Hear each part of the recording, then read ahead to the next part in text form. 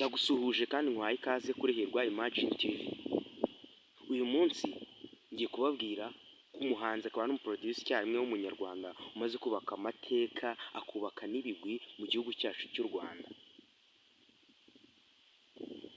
Ndakumenyesha ko ibi byose nkora ni ukubera wowe, ari nayo mpamvu ngusaba kujya muri komenti ukandika undi muhanzi ushaka ko tuzavugaho ubutaha, yaba uwo hanze y'igihugu cyacu cy'u Rwanda cyangwa se n'umunyarwanda. Wowe ujye muri komenti ubyandikemo, nawe nzamukoreho ikiganiro ubutaha, kandi utege amatwi neza witonze iki kiganiro ukirangize kuko kiragufasha.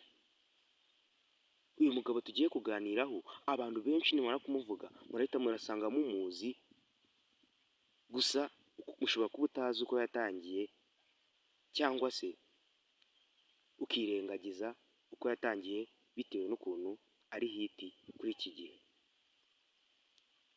Katwikomereze.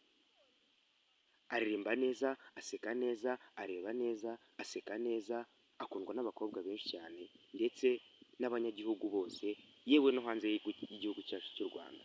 Uwo nta wundi ni Element. Uyu mugabo amazina ye nyakuri yiswe n'ababyeyi yitwa Mugisha Robertson. Uyu yavutse mu mwaka w'ahagana 2000, akaba yaravukiye iburengerazuba. Uyu muhungu cyangwa se uyu mugabo cyangwa se umwita umusore uko wamwita kose, yize section ya MPC, Math, Physics and Chemistry. Uyu muhungu bivuga ko yiga yakundaga umuziki ndetse n'amakaye yose wasangaga yiyandikiramo indirimbo.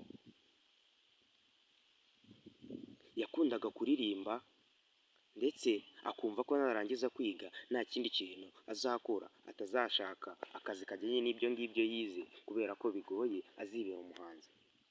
Mu mwaka w'2018 yasoje kwiga, nuko azi Kigali ashaka kuba umuhanzi.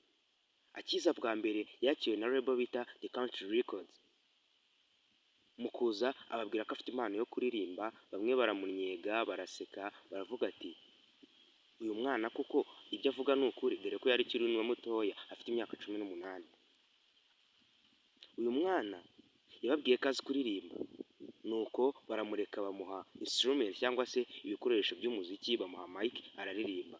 Muri uko kuririmba kwe twavugamo nk'uyu bita Nopja, yarumiwe cyane kuko uwo mwana yasanzwe afite talent idasanzwe.